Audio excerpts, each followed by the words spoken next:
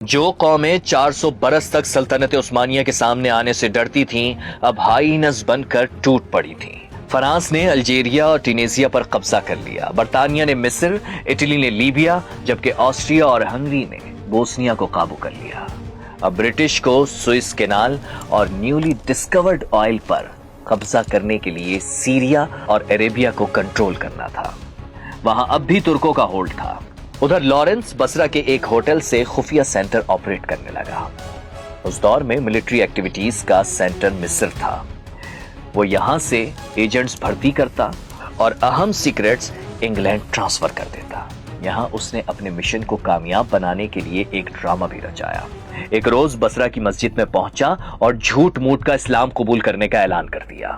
اس کے بعد وہ عربوں میں ایک نیک شخصیت کے طور پر مشہور ہو گیا۔ وہ عرب کے سرداروں کو غدار اور باغی بنانے لگا۔ لارنس جانتا تھا کہ جرمنی کو کاؤنٹر کرنے کے لیے آٹومن امپائر کو گرانا ہوگا۔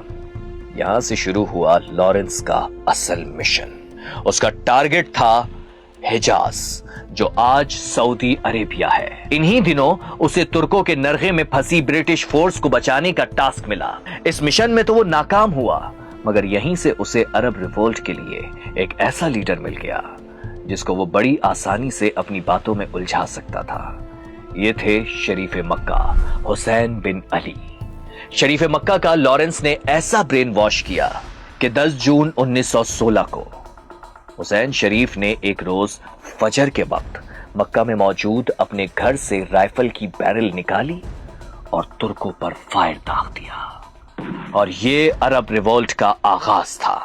اس فتنے کی ابتدا تھی جس نے صرف 5 سال میں مسلم دنیا کا نقشہ ہی بدل دیا۔ ادھر ترک یوتھ تبدیلی کا مطالبہ کر رہی تھی۔ موقع سنہری تھا۔ لارنس عربوں کو بہکاتا رہا، ان سے آزادی کے لمبے چوڑے وعدے کر لیے اور یقین دلایا کہ برطانیہ ان کے ساتھ ہے، فلسطین پر بھی عرب کی حکومت ہوگی۔ شریف مکہ نے یہ دیکھا تو سلطنت عثمانیہ کے خلاف 30,000 قبائل کی فوج اکٹھی کر لی۔ اب عرب فوج کو شریف مکہ کے بیٹے علی، عبداللہ، فیصل اور زید کمانڈ کر رہے تھے۔ لارنس شریف مکہ کے بیٹے امیر فیصل کے ساتھ برطانیہ کا پولیٹیکل ایجنٹ بن کر اٹیچ ہو گیا۔ اب فیصل کو لارنس پر اتنا ٹرسٹ تھا جتنا کہ خود پر۔ بدوؤں کی طرح ڈریسنگ کرنے والے لارنس نے فیصل کو بڑا امپریس کیا، اور شریف مکہ کا بیٹا اس برطانوی ایجنٹ کے ہاتھوں گوروں کی کٹ پتلی بن گیا۔ برطانیہ نے عربوں کے لیے ایمونیشن کے منہ کھول دیے۔ خیر، ادھر عرب ترکوں پر آگ برسا رہے تھے اور ادھر سائکس پیکو ایگریمنٹ پر سائن ہو رہے تھے۔